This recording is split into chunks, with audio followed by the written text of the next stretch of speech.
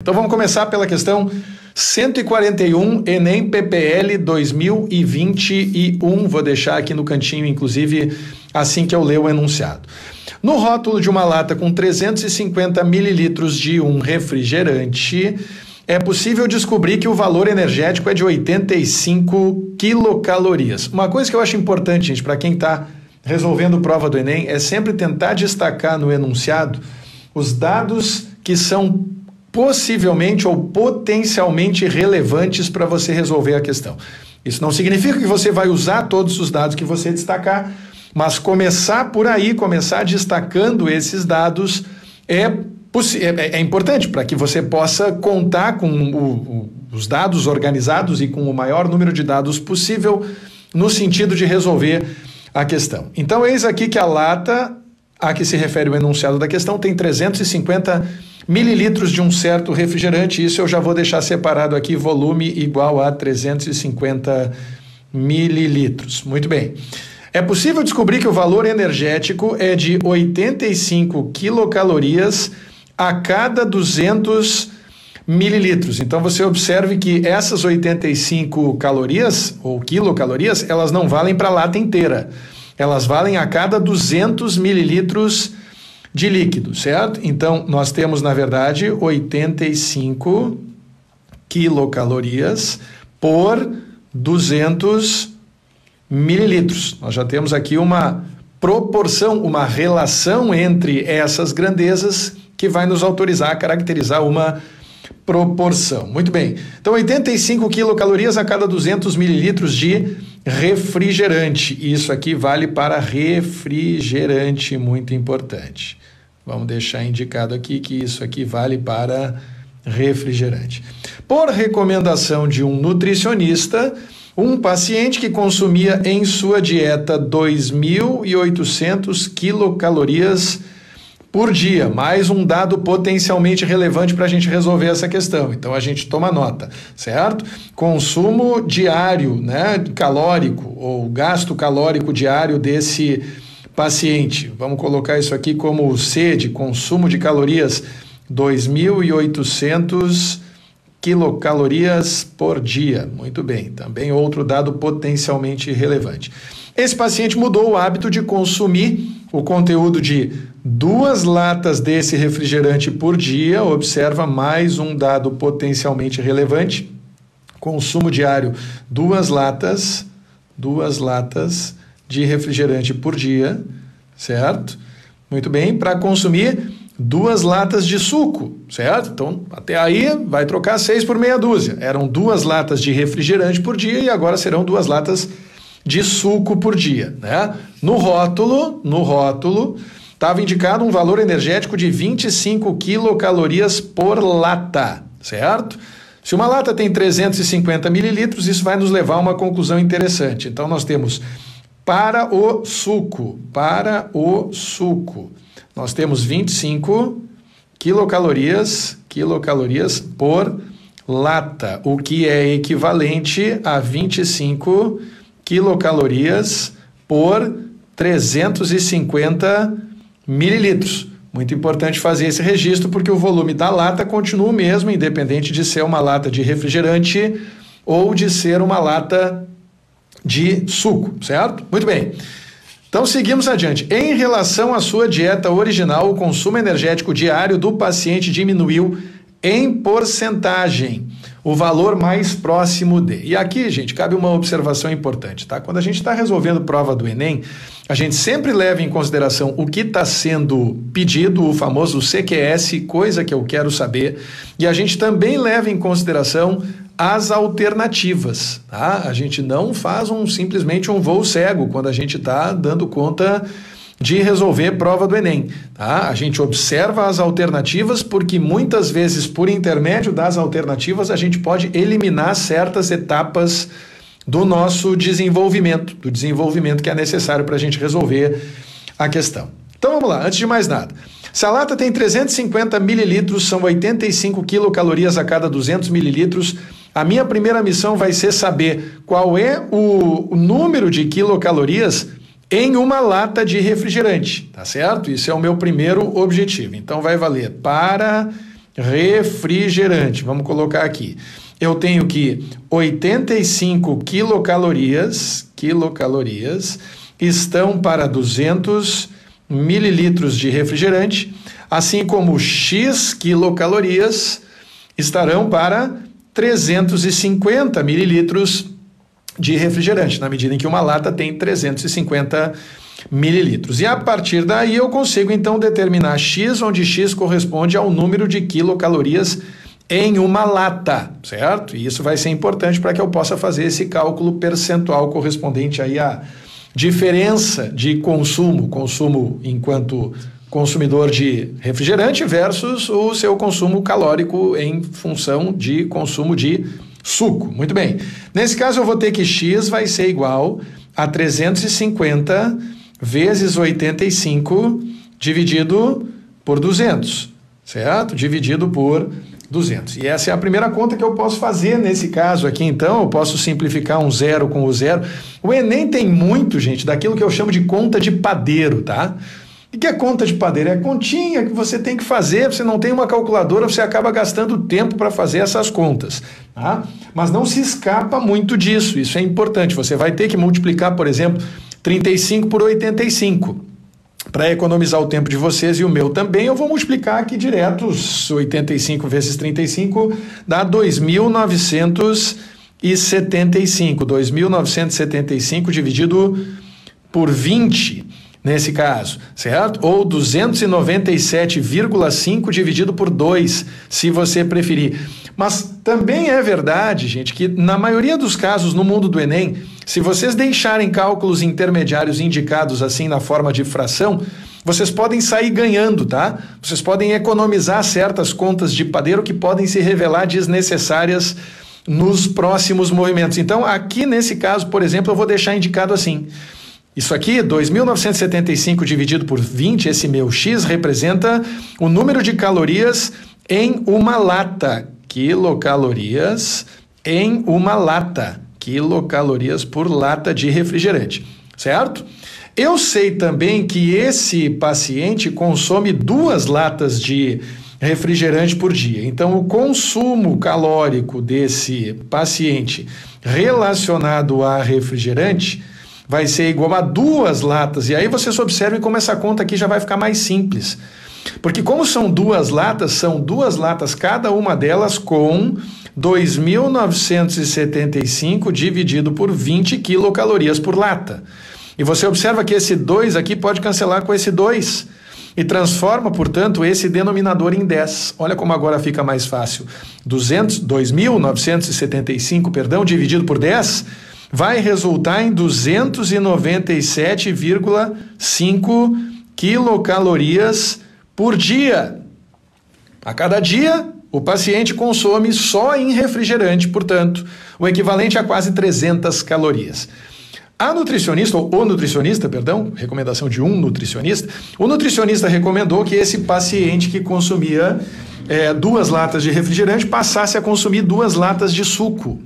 Só que o consumo de suco vai ser diferente e não vai exigir tantas contas. O consumo de suco, nesse caso, vai ser igual a 2 latas, cada uma delas, observa bem, isso já foi dado, com 25 quilocalorias, certo? Cada uma delas com 25 quilocalorias, ou seja, o consumo de suco vai corresponder a 50 quilocalorias por dia.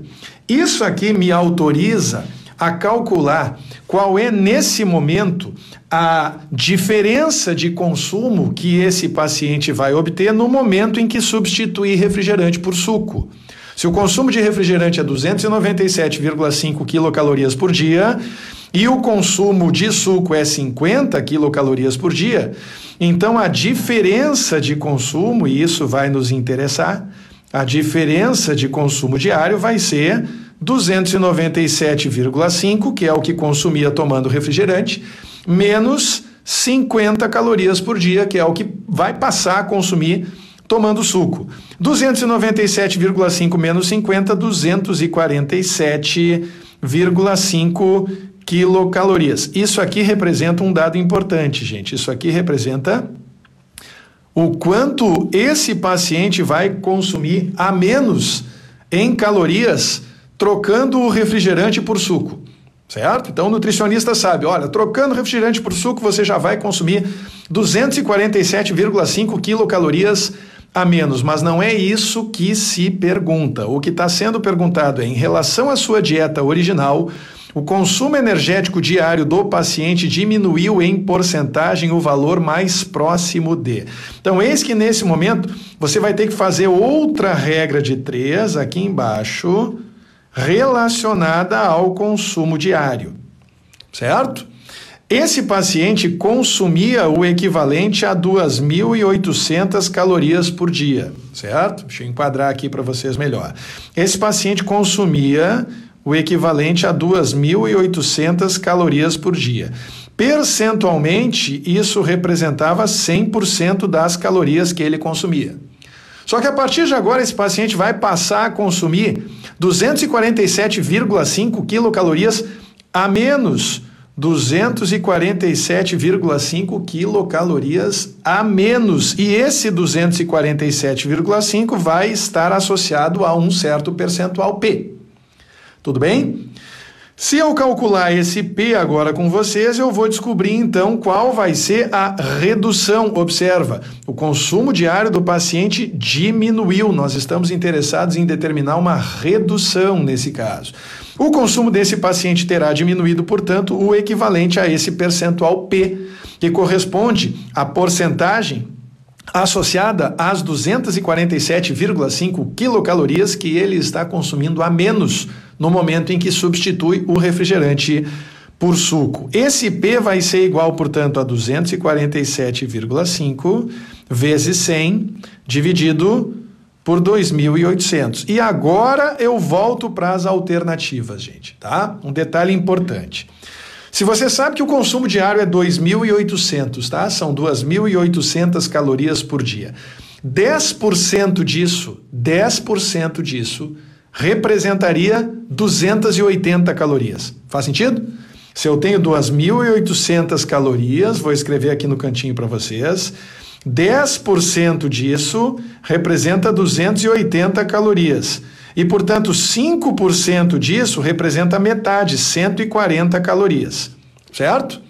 A partir desse raciocínio, eu quero que vocês observem como a gente chega direto na resposta.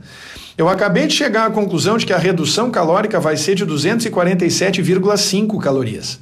Ou seja, é menor que 280 calorias. Faz sentido? Se é menor que 280 calorias, é menor que 10%. Ao mesmo tempo, isso aqui é maior que 140 calorias, ou seja, é maior que 5%. E nesse momento você acabou de concluir, então, que esse percentual P de redução calórica tem que estar entre 5% e 10%. E se esse percentual está entre 5% e 10%, então só há uma alternativa disponível, apenas uma alternativa disponível para você. Resposta essa da letra D, Dinamarca, 8,8%. E eu não preciso nem fazer a conta, gente. Quem fizer a conta aqui vai chegar à conclusão de que esse percentual P é aproximadamente igual a 8,83%, certo?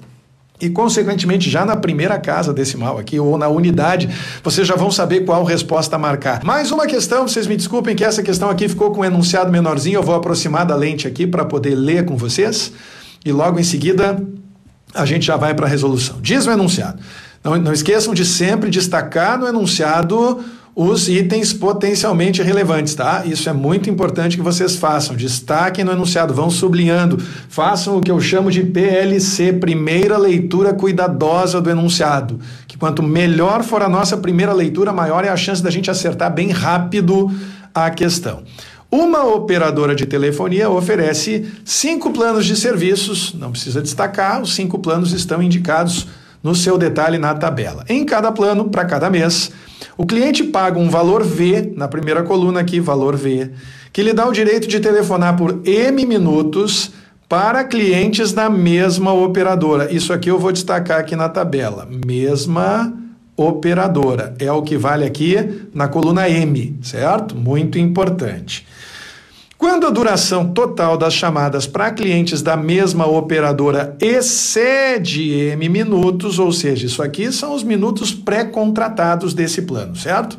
É cobrada uma tarifa T1 por cada minuto excedente nesse tipo de chamada. Então, essa tarifa T1 aqui também vale para a mesma operadora. Se preparem, porque vem aí contas de padeiro para o Enem, capítulo 2. Vamos que vamos.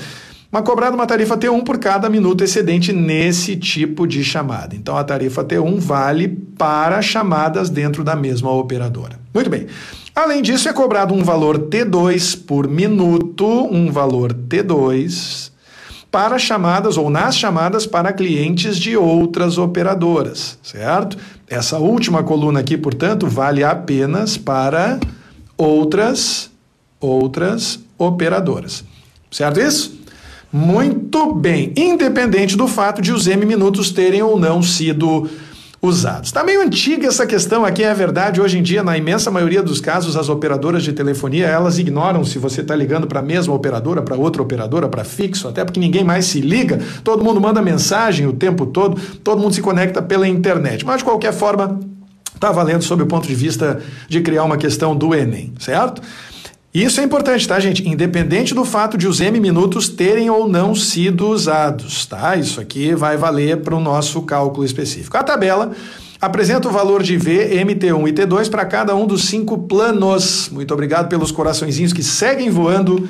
Agradeço muito. Não esqueça de levar isso aqui em consideração. Se você está gostando, siga, não custa nada. Tá aqui o botãozinho seguir do lado do Estúdio Matemática para você seguir agora mesmo. Muito bem. Vamos ao enunciado, então, o que ele está querendo saber. Eu chamo isso aqui de CQS, tá, gente? CQS significa coisa que eu quero saber. Vem sempre logo antes das alternativas.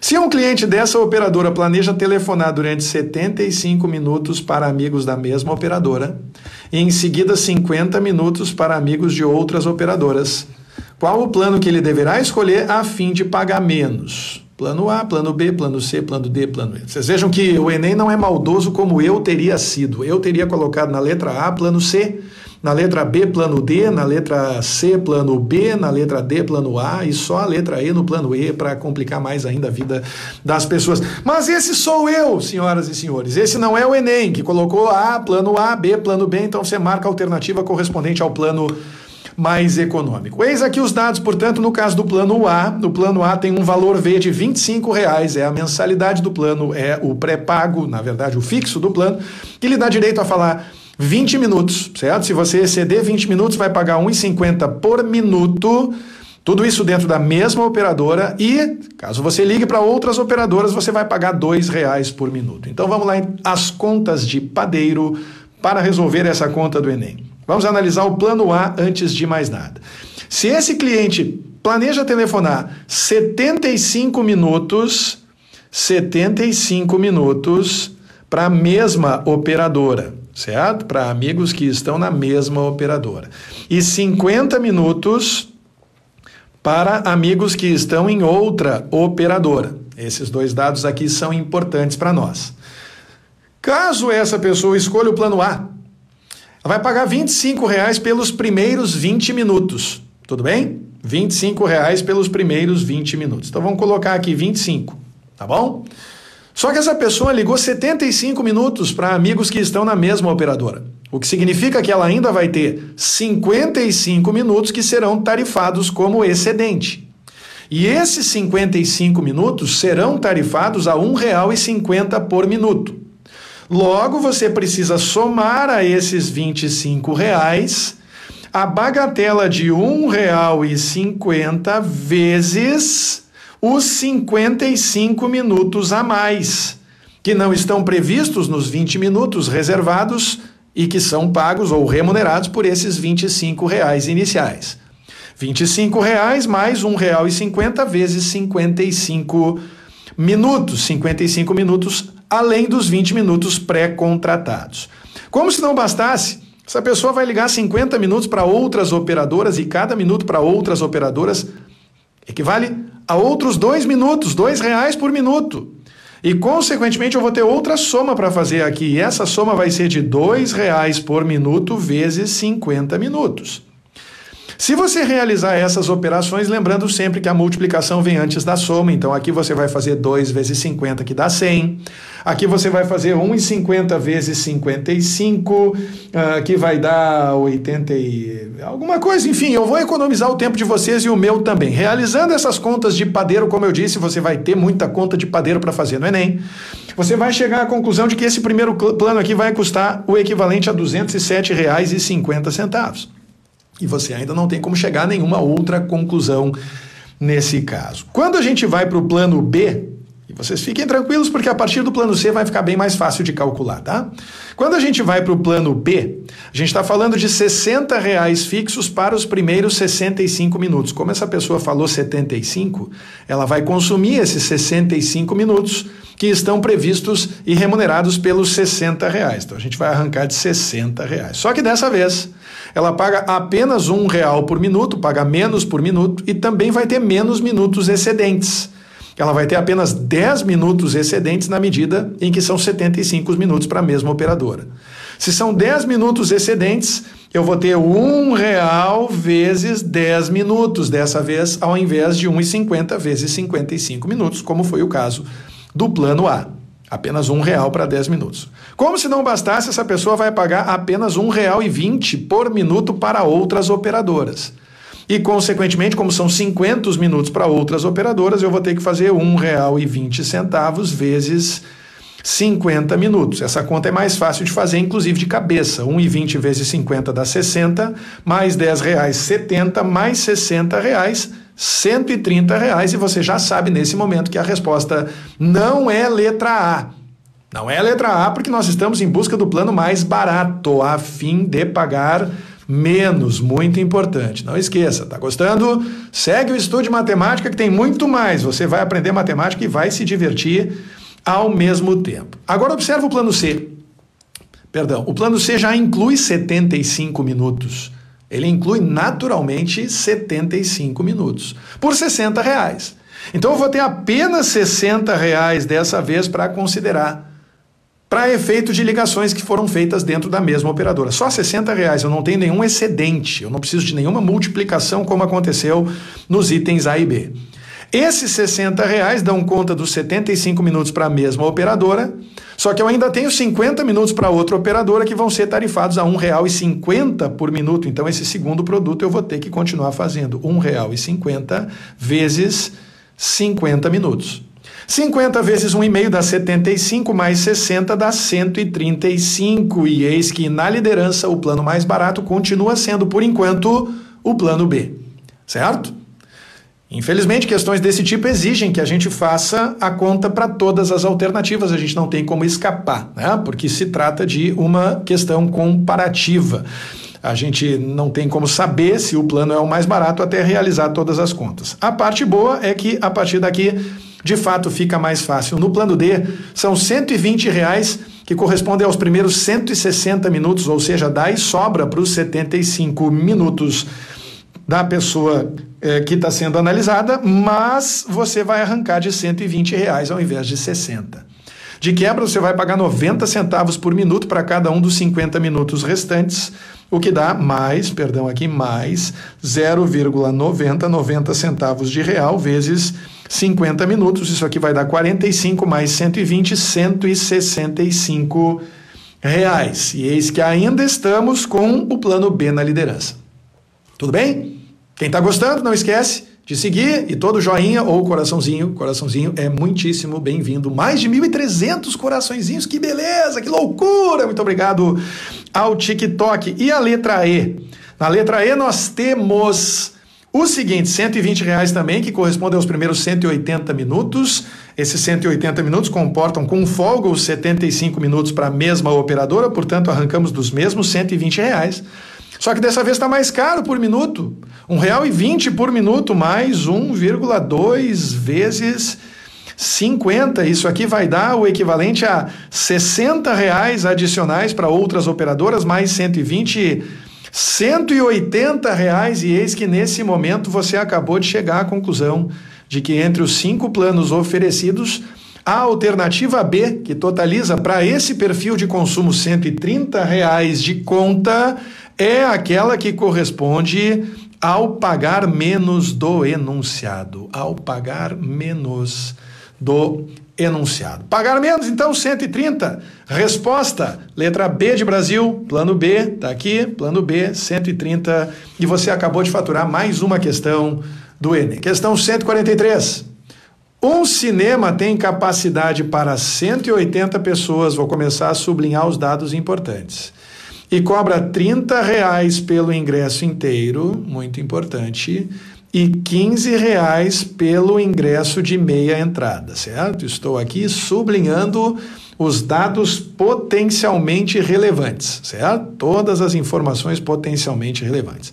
A ocupação média é de 100 pessoas, também importante, dessas 60 pagam meia entrada e as demais o valor inteiro.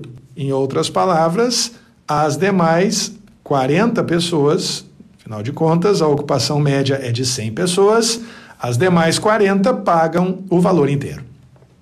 O administrador desse cinema realizou algumas pesquisas com seus frequentadores e constatou que, para cada R$ 2 de desconto no preço inteiro, e para cada R$ 1 de desconto no preço de meia entrada, a quantidade de frequentadores pagantes do preço inteiro aumentava em 20%, certo? Pagantes do preço inteiro aumentava em 20%. E a quantidade de pagantes de meia entrada aumentava em 10%. Gente, tem um monte de informações importantes aqui nesse enunciado, nesse primeiro parágrafo do enunciado, tá? A gente vai voltar para ele e vai enumerar, a gente vai listar todos esses dados o quanto antes. Muito bem.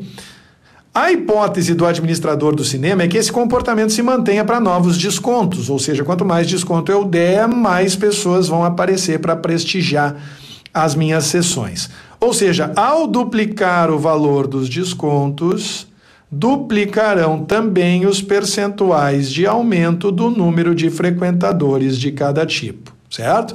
Isso revela que existe uma proporção direta entre o valor dos descontos e os percentuais de aumento do número de frequentadores. Quanto maior o desconto, maior o percentual de aumento na mesma proporção, de modo que a razão entre os valores atribuídos a essas duas grandezas permanece a mesma. Por isso, ele decidiu criar uma promoção aplicando um desconto de R$ 8 no preço inteiro e, ao mesmo tempo, um desconto de R$ 4 no preço da meia entrada, visando aumentar a arrecadação. Beleza? Tudo que é potencialmente relevante nos dois primeiros parágrafos está destacado. A minha segunda leitura vai ser bem mais rápida do que essa, certo? Muito bem.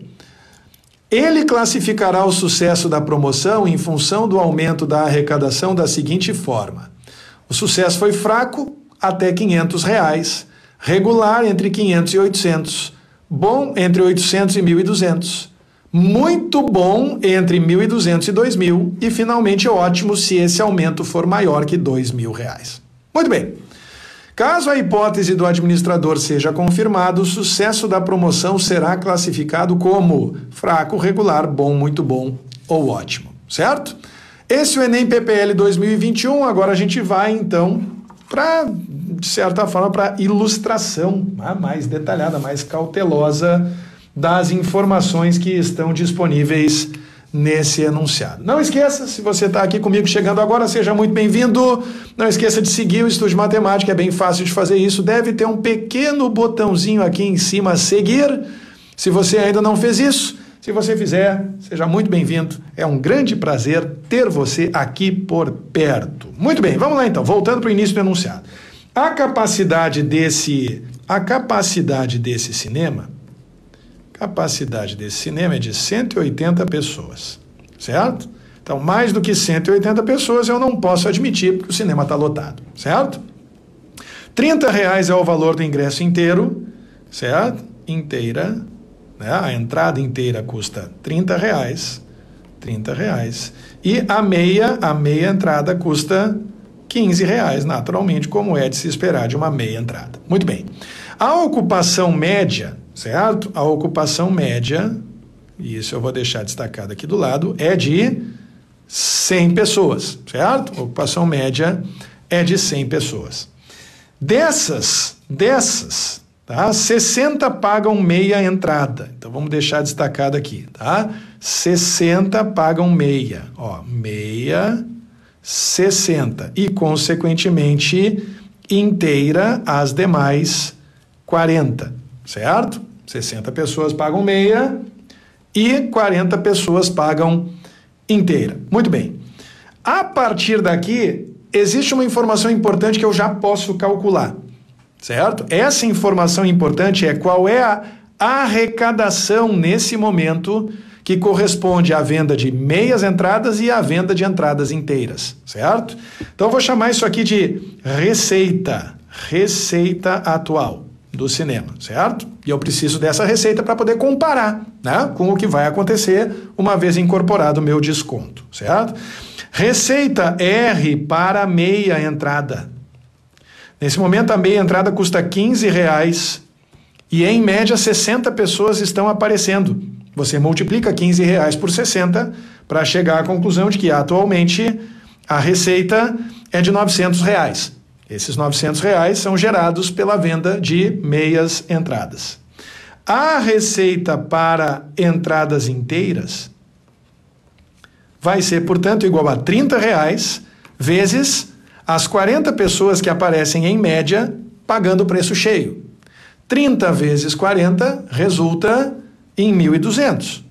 Ou seja, são R$1.200 relacionados à venda de entradas inteiras. Muito bem. O que significa que a receita total momentânea, vai ser igual a 900 mais 1.200. A arrecadação média atual é de R$2.100, certo? Esse é o valor, gente, que a gente vai usar como referência, tá? Esse é o valor que a gente vai usar como referência para vocês compararem e poderem avaliar se o resultado dessa decisão do administrador do cinema de baixar os preços foi um resultado fraco, regular, bom, muito bom ou ótimo, certo? Mas para isso a gente precisa do segundo parágrafo, tá? O segundo parágrafo diz o seguinte: o administrador do cinema decidiu criar uma promoção aplicando um desconto de R$8 no preço inteiro e de R$4 no preço da meia entrada. Observa aqui comigo a seguinte informação. Para cada R$2 de desconto no preço inteiro, a quantidade de frequentadores pagantes do preço inteiro aumenta 20%, certo? Então, a cada R$2 de desconto no preço inteiro, certo? A quantidade, é isso mesmo, né? A quantidade de frequentadores do preço inteiro aumenta 20%, certo? O público aumenta 20%, certo? Isso aqui vale para as inteiras. Tudo bem? Isso me autoriza a dizer que se o desconto for de R$8 no preço inteiro, certo? Se o desconto for de R$8 no preço inteiro, conforme está propondo o administrador do cinema, então esse público vai aumentar, certo? Um aumento, deixa eu colocar aqui de público, vai ser de 80%. Eu não vou nem fazer a regra de 3 para mostrar isso aqui para vocês, gente, por um motivo muito simples. Se a cada R$2 o público aumenta 20%, R$8 são 4 vezes 2. E, consequentemente, esses 80% aqui correspondem a 4 vezes 20%. Isso está estabelecido no enunciado. Ele prevê que se duplicar o valor dos descontos, duplicarão também os percentuais de aumento. Logo, eu posso concluir que se esse desconto não for de 2, for de 8, se desconto for 4 vezes o valor de referência, então o público também vai aumentar 4 vezes o percentual de referência. Tá claro até aqui? Me digam nos comentários aí, por gentileza, se tá claro, se vocês estão me acompanhando bem, se está tudo numa boa, se a qualidade do áudio, a qualidade do vídeo tá legal. E não esqueça, não só de visitar a loja para conhecer o calendário espartano, eu tenho certeza de que vocês vão gostar muito. Coloque no seu navegador preferido, estudio.link/loja TikTok, ou então aqui, tá? Não esqueça, é que não custa nada, é só dar um tapa nesse botão seguir que fica aqui em cima. Se você está gostando, dá um tapa no botão seguir, já fica conectado com a gente daqui para frente numa boa, certo? Então o público de inteiras vai aumentar 80%. Raciocínio semelhante vale para meia entrada. A cada R$1 de desconto, certo? O público aumenta 10%. E isso aqui vale para meias entradas, certo? Isso aqui vale para meias entradas. Pois bem, se conforme a proposta do administrador do cinema, o desconto dessa vez for de R$4, então isso vai significar um aumento, isso vai corresponder a um aumento de público. Então o aumento de público vai ser, mesmo conforme o Neto acabou de cantar, 40%, porque se o desconto é 4 vezes o desconto de referência proposto, então naturalmente o público vai aumentar 4 vezes o percentual de referência também proposto. Certo isso? A partir daqui, a gente pode fazer outras contas, certo? A gente pode saber nesse momento qual vai ser a nossa nova receita. Porque pensem comigo, se o meu público de meia entrada em média era 60, esse público aqui vai aumentar 40% a partir do desconto. Se eu somar 40% a esses 60, pensa comigo, 10% são 6, 4 vezes 6, 24, esse público aqui vai aumentar o equivalente a 24 pessoas. E se esse público aqui aumentar o equivalente a 24 pessoas, eu vou passar a ter 84 pessoas frequentando o cinema e pagando meia entrada, ao invés das 60 pessoas que eu tenho hoje, certo? No caso da inteira, a expectativa é de que haja um aumento de 80% nesse público. E aí você vai de novo fazer a conta, 10% de 40 são 4 pessoas. 4 vezes 8, 32. Isso aqui vai promover um aumento de 32 pessoas no público que paga ingresso inteiro. 40 mais 32, 72. Observem que a partir de agora eu não trabalho mais com 60 e com 40. A partir de agora eu passo a trabalhar com 84 pagantes de meia entrada e 72 pagantes de entrada inteira. Isso me autoriza a recalcular a receita, certo? Se eu for recalcular a receita agora, a partir dessa nova orientação, certo? Se eu for recalcular a receita, eu vou escrever o seguinte para vocês. Eu vou escrever que essa receita vai ser para meia entrada. Muito importante, você precisa agora levar em consideração qual vai ser o desconto. Para meia entrada, nós estamos acenando com um desconto de R$4. Ou seja, o meu ingresso não vai mais custar 15. O meu ingresso vai custar 15 menos 4. O meu ingresso vai custar 15 menos 4. Vai custar o equivalente a R$11. E esses R$11 vão multiplicar meu novo público, que vai ser de 84 pessoas, considerando o aumento no público, que é resultado da oferta do desconto. Quando você fizer essa conta, 11 vezes 84, você vai concluir que a arrecadação passou a ser de R$924, o que é um pouco frustrante se você parar para pensar, porque a arrecadação antes do desconto era de R$900, e agora você está arrecadando R$924. Tudo bem que tem mais gente vindo até o cinema, mas, ao mesmo tempo, não foi um aumento expressivo dessa arrecadação. A receita para inteira, portanto, vai ser igual. Acompanha, o ingresso para inteira era R$30. Só que você vai dar um desconto de R$8 nesse ingresso. Então o novo valor do ingresso vai ser 30 menos 8. O ingresso vai ser R$22. E esse ingresso de R$22 vai ser pago por 72 pessoas, que corresponde à expectativa de novo público médio, considerando o acréscimo promovido pelo desconto, né? Que acontece nesse caso em função do desconto. 30 menos 8, 22. R$22 vezes 72 pessoas vai resultar em 1.584. 1.584. Isso vai levar você à conclusão de que o novo total, a nova arrecadação total, é de 924 mais 1.584, o que resulta em R$2.508. R$2.508. Agora observa comigo. A arrecadação original era de R$ 2.100. A nova arrecadação é de R$ 2.508. O que você conclui? Qual foi a variação nessa arrecadação? Qual foi o delta correspondente a essa arrecadação? Porque é esse delta que a gente vai usar para medir a taxa de sucesso. Quero que você me diga nos comentários qual foi a variação de arrecadação antes e depois dos descontos. Era 2.100, agora 2.508. O Ei Matos, R$ 408 a mais. O Neto Silva também está comentando, R$ 408 a mais. É exatamente isso, R$ 408 a diferença de arrecadação. E se a diferença de arrecadação é de R$ 408, espartanos, o que vocês concluem de acordo com o critério que nós estabelecemos para classificar o sucesso dessa promoção? Está indicado que o sucesso é fraco se o aumento da arrecadação for de até R$ 500. Vocês concordam?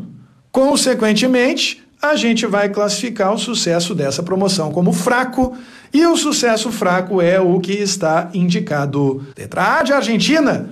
Mais uma questão do Enem PPL derrubada. Vamos lá, 144 é a questão, prova azul. Para um evento que acontecerá no centro de uma cidade... Olha aqui, ó. Eu vou pedir que vocês sublinhem isso aqui, ó. O evento que acontecerá no centro de uma cidade. E aí eu vou pedir que vocês façam o seguinte registro, tá? Nesse sublinhado aqui, vocês puxem uma flechinha e digam: isso aqui não serve para nada, tá? Eu só estou dividindo com vocês o meu nojo dessas questões do Enem, porque essencialmente existe muita coisa no enunciado, cara, que é só para encher linguiça, cara. Isso me dá uma agonia tremenda quando eu encontro trechos do enunciado que não servem para absolutamente nada, como, por exemplo, que diferença faz você saber se o evento vai acontecer no centro da cidade ou não? Mas enfim, a opção de 3 estacionamentos, agora sim, 3 estacionamentos, certo? Que cobram da seguinte maneira. A seguinte maneira está ilustrada pela tabela. Eu mudei a ordem para a tabela ficar bem grande aqui para vocês poderem acompanhar durante a resolução. Estacionamento X cobra R$ 4,00 pela primeira hora ou fração de hora, e a partir daí R$ 2,50 por cada hora subsequente ou fração de hora. Vocês observam que no momento que ele indica fração de hora, isso é importante, tá, gente? Porque significa que, mesmo dentro da primeira hora, esse valor aqui vai ser fracionado. Se a pessoa ficar meia hora, vai pagar R$ 2,00. Se ficar 15 minutos, vai pagar R$ 1,00. Eu sei que isso não acontece normalmente no mundo real, né? Não acontece quando a gente frequenta estacionamentos, porque a gente sabe que, normalmente, a primeira hora não tem discussão. A primeira hora é essa aqui, a partir dali o pessoal começa a cobrar a cada 15 minutos, sei lá. Mas no caso do Enem, está valendo fração de hora para o estacionamento X, tanto para a primeira hora quanto para as horas subsequentes. Estacionamento Y gosta de complicar a vida de quem estaciona, R$ 3,70 por hora ou fração de hora. E finalmente, R$ 5,00 pela primeira hora ou fração de hora no estacionamento Z, e depois disso R$ 2,00 por cada hora subsequente ou fração de hora, muito importante. 2 pessoas que participarão do evento, voltando para o enunciado, precisam estacionar seu carro. Uma delas pelo período de 1 hora e 50 minutos e a outra pelo período de 4 horas. Pretendendo cada uma pagar o menor preço total pelo uso do estacionamento. Nesse momento você começa a suar frio porque você já antecipa o pior. Você sabe que vem aí mais uma sucessão de contas de padeiro para você no Enem. Você vai precisar realizar contas de multiplicação envolvendo frações, inclusive, porque você vai ter que responder logo mais em seguida. Essas pessoas deverão optar, respectivamente, pelos estacionamentos X e Z, Y e Y, Y e Z, Z e X, Z e Z. Respira fundo, não desiste de mim, vem comigo, vamos para o que interessa, tá? Nós vamos ter 3 avaliações para fazer, mas antes de mais nada, eu vou pedir que vocês levem em consideração que esse 1 hora e 50 minutos, certo? 1 hora e 50 minutos, talvez fique melhor se você fracionar, entre aspas. O que significa fracionar essa hora e 50 minutos? Significa levar em consideração algo que eu recomendo que vocês decorem, certo? 1 hora são 60 minutos, certo? Vou botar aqui embaixo, ó. 1 hora são 60 minutos, certo? 60 minutos. Mas mais importante do que saber isso, é você saber que 10 minutos corresponde a 1/6 de uma hora. Faz sentido? Me diga nos comentários, por gentileza, se faz sentido. Uma hora são 60 minutos. 10 minutos é 1/6 desses 60 minutos. E, portanto, esses mesmos 10 minutos correspondem a 1/6 de uma hora. Tudo bem? Por que eu estou recomendando que vocês façam isso? Obrigado, Pedro, 013. Faz sentido? Marzielar, que é isso mesmo? Aurora Neto Silva, certo? Beleza. Por que eu estou sugerindo que vocês me acompanhem nesse raciocínio? Porque esse 1h50 minutos aqui que vocês estão vendo, eu vou transformar em 60 minutos mais 50 minutos. Certo? Eu vou transformar isso aqui em 110 minutos. Tá bom? 1h50 minutos são 110 minutos. Só que vai ficar melhor ainda se você pegar esses 110 minutos e transformar isso aqui em 11 vezes 10 minutos. Eu não enlouqueci, né? Vocês estão me acompanhando? Esse fracionamento aqui. Sabe por quê? Porque no momento que você enxerga que isso aqui são 11 vezes 10 minutos, você sabe que isso aqui corresponde a 11 vezes 1/6 de hora. Certo? 11 vezes 1/6 de hora. E esse 11 vezes 1/6 de hora corresponde a 11/6 de hora. Isso aqui vai ser interessante, especialmente para o estacionamento Y, tá? Você reconhecer que isso aqui corresponde a 11/6 de hora. Mas também vai ser importante você se dar conta, e observa aqui embaixo, tudo isso preliminar, tá? Que essa 1h50 minutos corresponde a 1 hora mais 5 vezes 10 minutos. Porque isso é a mesma coisa que 1 hora mais 5 vezes 1/6 de hora. E no momento que você conclui isso, você conclui que isso aqui é equivalente a 1 hora mais 5/6 de hora. Isso aqui é a mesma coisa que 11/6 de hora, mas enxergar assim é mais fácil para você calcular o preço do estacionamento X e o preço do estacionamento Z. Enxergar 11/6 de hora é mais fácil para você enxergar o preço do estacionamento Y. Você vai perceber logo em seguida por que eu tomei essa precaução, tá? Por que eu tomei essa providência. Vou deixar separado aqui para você enxergar a partir de agora o preço do estacionamento X, certo? Preço do estacionamento X para quem deixou 4 horas. 4 horas. Você vai precisar separar isso aqui em 1 hora mais 3 horas. Certo? 1 hora mais 3 horas. Por quê? Porque a primeira hora vai custar R$4. R$4, certo?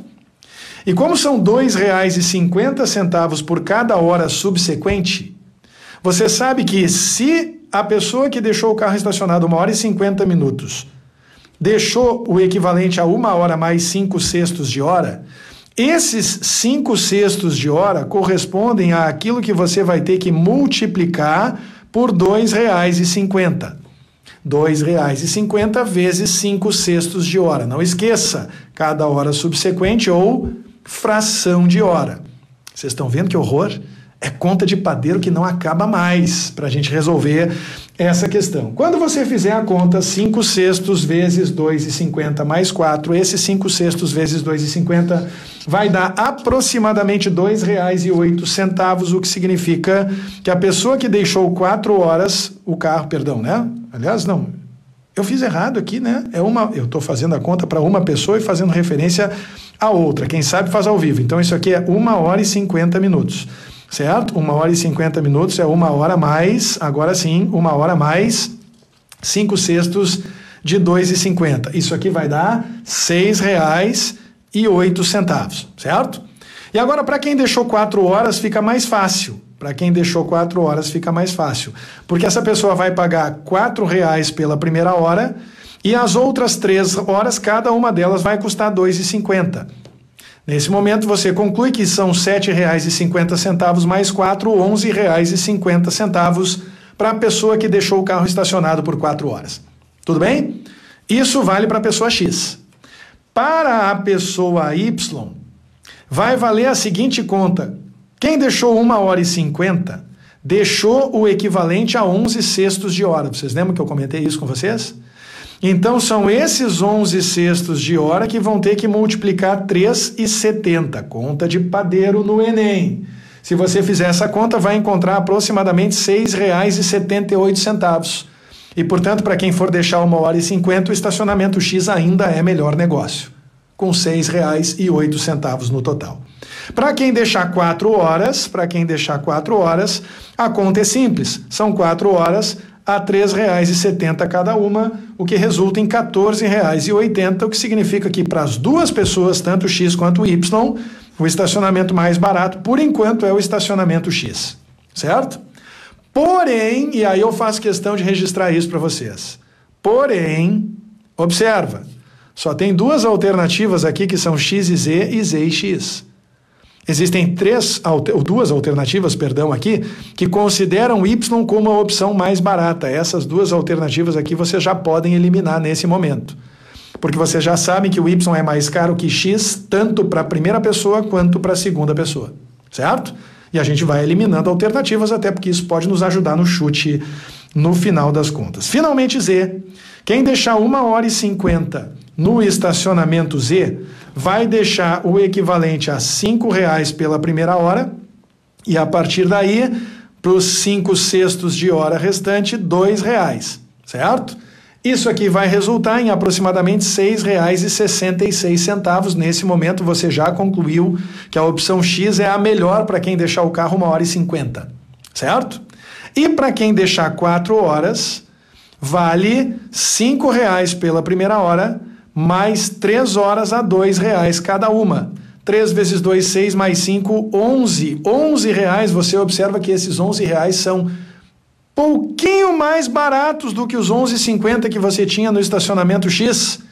E, portanto, você acabou de concluir que para quem deixar o carro no estacionamento 1h50, a melhor opção, R$ 6,08 é a do estacionamento X.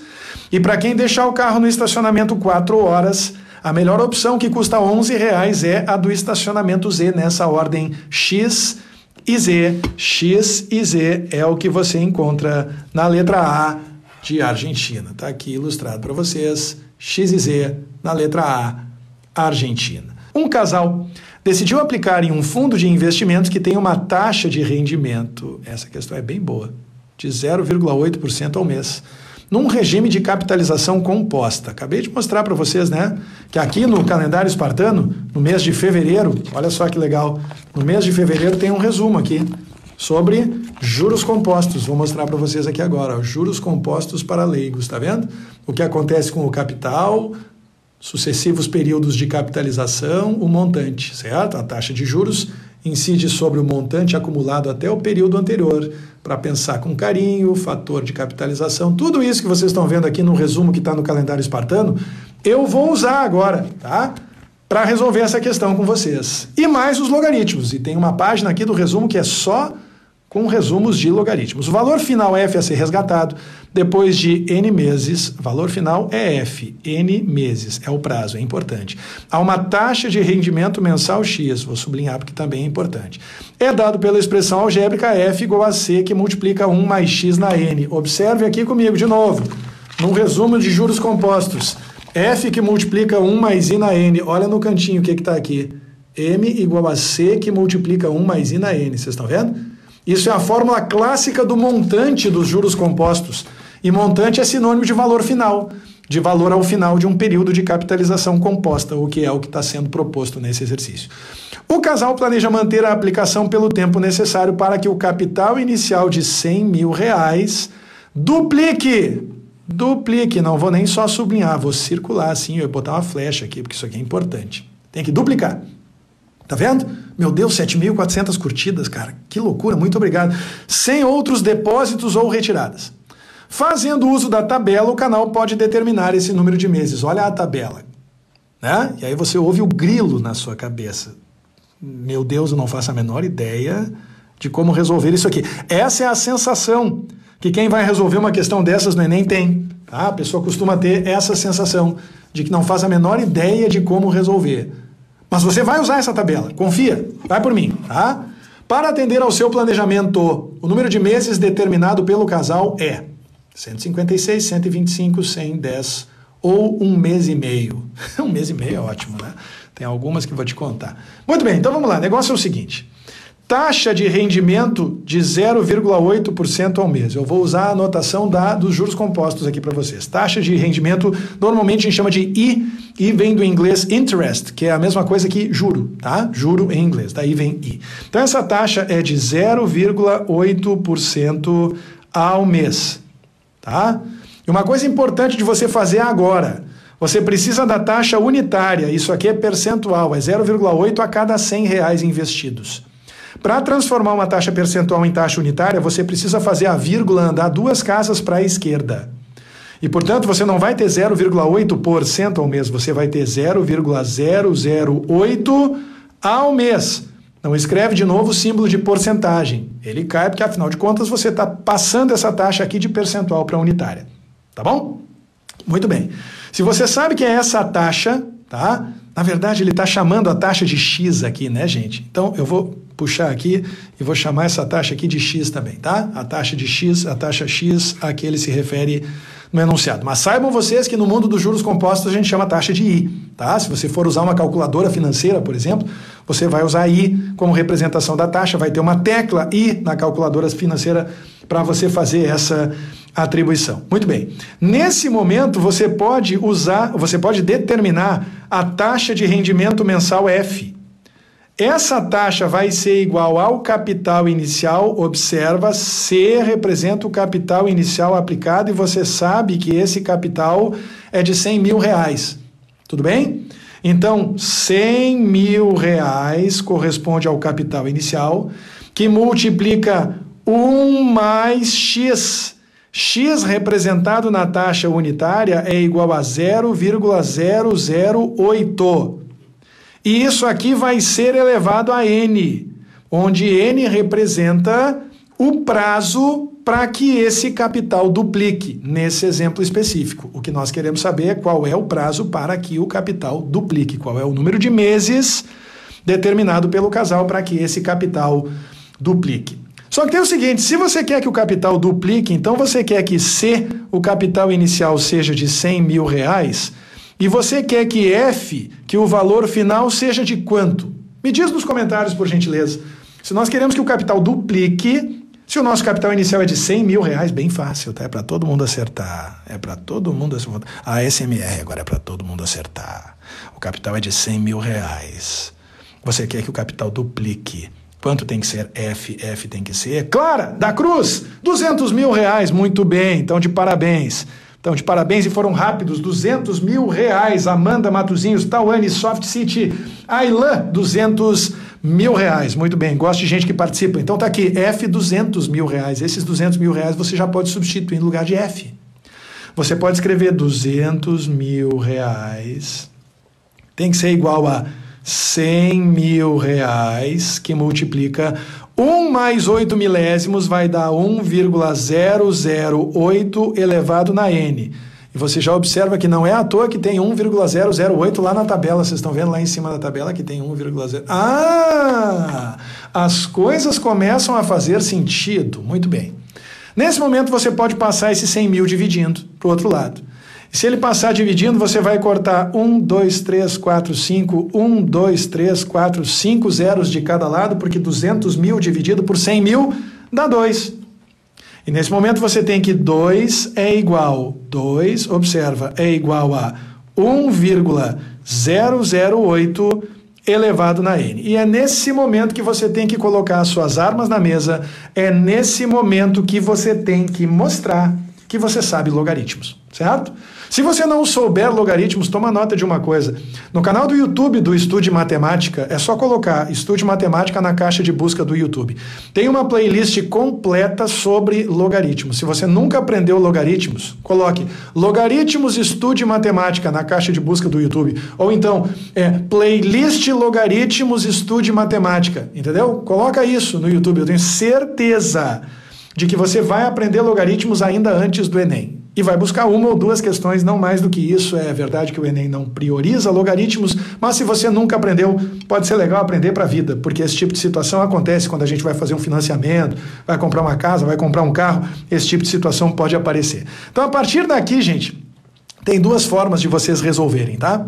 A primeira forma de resolver, mais popular, digamos assim, é plantar um log de cada lado. É dizer que se 2 é igual a 1,008 elevado na n, então o logaritmo de 2 na base 10 vai ser igual ao logaritmo de 1,008 elevado na n. Pode plantar um log de cada lado que funciona. E se você não entende isso, assista às minhas aulas no YouTube sobre logaritmo. Coloca lá, Estude Matemática Logaritmos Playlist, certo?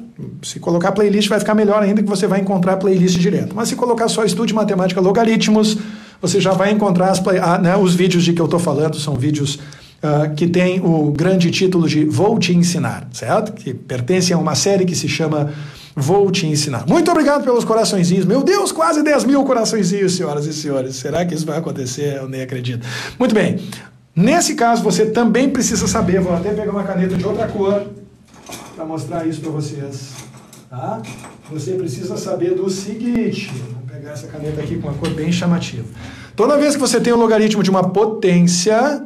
Logaritmo de uma potência está aqui.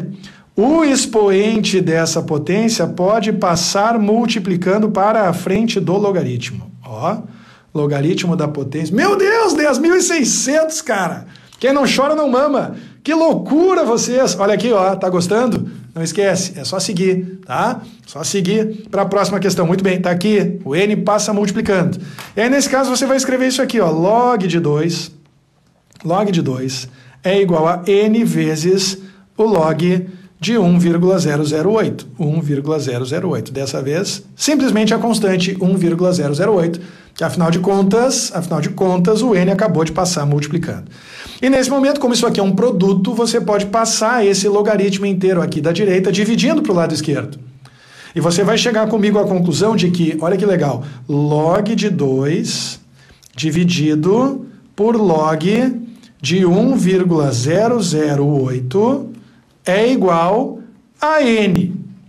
E esse n aqui é justamente o meu CQS. Vocês lembram o que é CQS? Quem está assistindo a live desde o início sabe. CQS é nada mais, nada menos do que a coisa que eu quero saber. A coisa que eu quero saber é CQS. Eu quero saber qual vai ser o número de meses determinado pelo casal para atender ao seu planejamento. Só que agora vem uma parte maravilhosa. Vocês lembram dessa tabelinha aqui do início? Essa tabelinha aqui diz o seguinte, ó, quando a constante é 1,008, o logaritmo dessa constante é 0,003. Quando essa constante aqui é 2, o logaritmo dessa constante é 0,30. Então esse é o momento de você fazer uma ligação direta, mágica, sobrenatural. Vocês estão vendo que aqui em cima está escrito log de 2? Log de 2, quando o y vale 2, olha bem, quando o y vale 2, o log de 2 vale quanto mesmo? Me responda nos comentários. Eu já vou aproveitar para emendar a segunda pergunta. Quando o y, tá vendo aqui embaixo, quando o y vale 1,008, quanto é que vale o log de y? Tudo bem? Quando o y vale 2, quanto vale o log de 2? E em seguida, quando o y vale 1,008, quanto é que vale o log de 1,008, você acabou de matar a charada, você acabou de descobrir comigo que n é igual em cima a log de 2, que é sinônimo, segundo a nossa tabela, de 0,30, e no denominador você tem log de 1,008, olha que coincidência feliz, que é o mesmo que 0,003. Não é surreal o que acabou de acontecer? Se você também acha surreal, diga sim nos comentários, para que eu saiba que eu tenho companhia nessa percepção de surrealismo do Enem PPL 2021 para dividir números com vírgula, como ensina minha amiga Giz, como ensina minha amiga Tamires, como ensina meu amigo Sandro Curió, toda essa gente que vocês conhecem aqui do TikTok. Mesmo número de casas decimais, 3 casas decimais em cima, 3 casas decimais embaixo, e elimine as vírgulas. Elimine as vírgulas. Isso significa que você tem nesse momento o equivalente a 0,300, ou seja, simplesmente 300. E no denominador você tem 0,003, sem vírgula, 0,003, que é a mesma coisa que 3. E você chegou à conclusão milagrosa. Vitinho, sim. Samuca, Ailan, Tatiele, Soft City, sim. Todo mundo dizendo sim. O surrealismo da questão. Você acabou de chegar à conclusão comigo de que o n vale exatamente 100. Cara, quando a gente chega nesse 100 aqui, a gente tem certeza de que acertou uma questão difícil do Enem. É ou não é verdade? A gente tem certeza. Porque é impossível, é humanamente impossível a gente ter chegado num resultado redondo, assim, redondinho, lindo, e esse resultado estar errado. Tem sempre a gente marcar aqui, vocês estão vendo comigo? Tem sempre a gente marcar aqui, e a resposta, portanto, é a da letra C. Canadá!